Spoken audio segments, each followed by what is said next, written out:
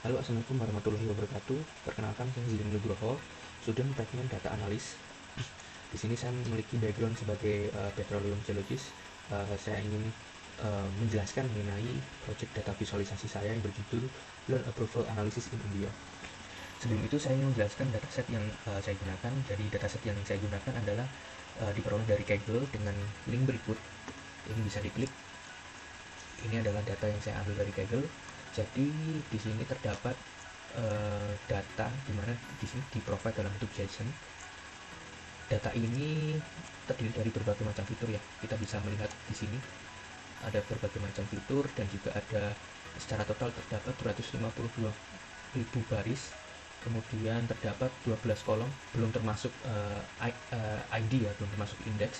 Jadi kalau dengan indeks di sini saya indeksnya adalah ID, itu total ada 13 kolom yang mencakup informasi mengenai detail demografi, status finansial, histori atau pengalaman kerja, kemudian juga status kepemilikan rumah dan mobil. Nah, jadi ini adalah bentuk data yang saya gunakan, original seperti ini bentuknya.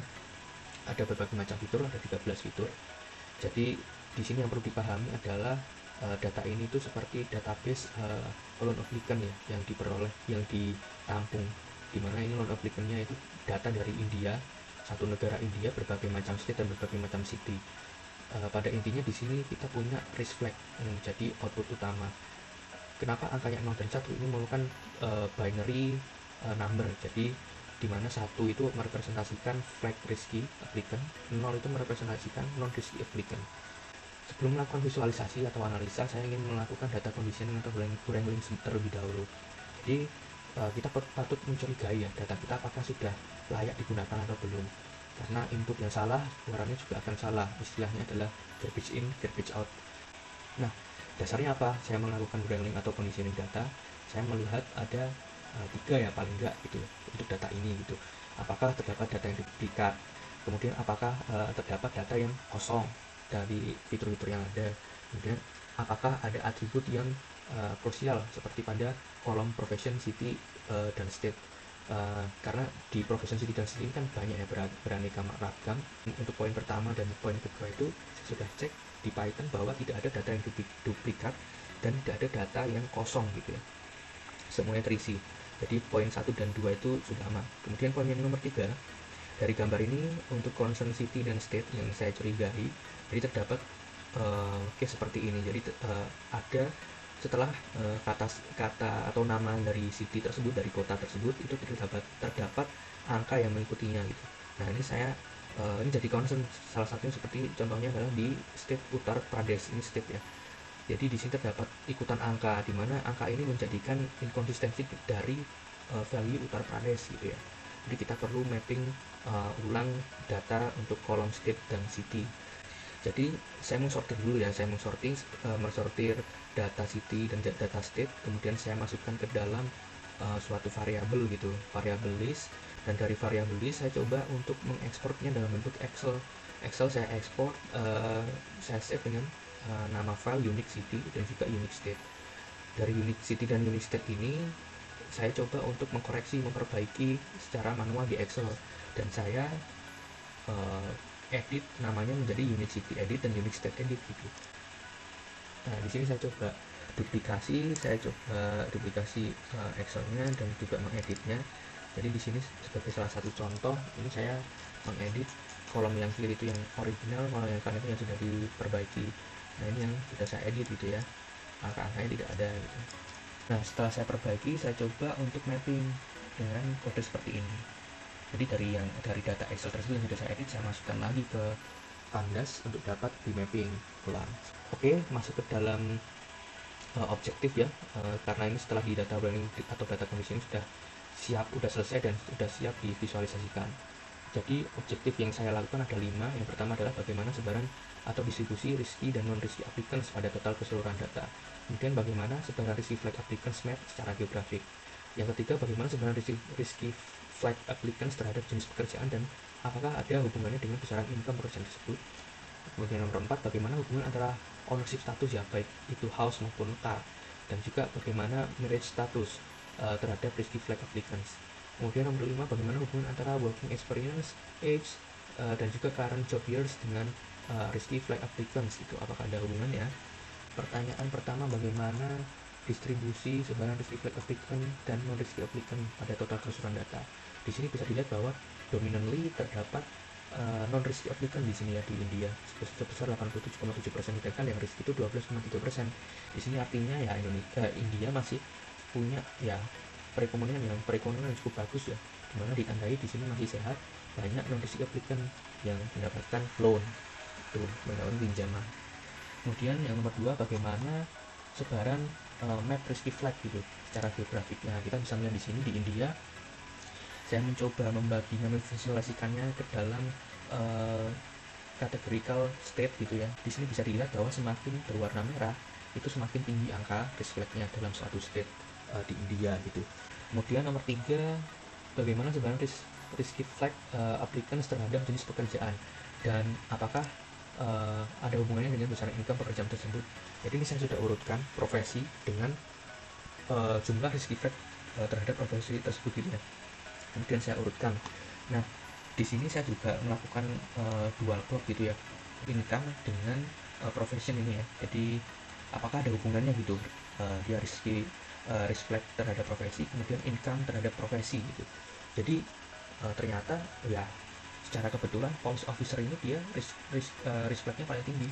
Ini diikuti juga dengan gajinya juga rendah gitu. Tetapi selain police officer ini yang memiliki risk flag tinggi, diurutkan dari paling banyak ke paling rendah, ini nggak ada hubungannya gitu terhadap income gitu. Jadi sini saya melakukan plot bivariat antara income dan juga risk flag, ternyata juga nggak ada hubungannya, random gitu. Kemudian pertanyaan nomor 4, bagaimana hubungan antara house ownership, car ownership, marriage status terhadap risky flag applicants gitu. Nah, jadi di sini kita bisa melihat bahwa risk flag itu tersebar pada untuk yang ownership house itu dia yang orang-orang yang masih merental rumah gitu, itu paling banyak risk flag. Kemudian untuk car ownership, dia paling banyak risk flag itu di orang yang nggak punya mobil gitu, nggak punya kendaraan, itu risky flagnya itu semakin tinggi, risk flagnya semakin tinggi. Kemudian untuk marriage status, ternyata yang single ini, orang-orang yang berstatus single itu makin banyak risk flagnya ya. Mungkin kalau married dia punya double income gitu ya, ini asumsi sih ya. Kemudian nomor 5, nomor 5, bagaimana hubungan antara working experience, age, dan current job years dengan risky flag applicants.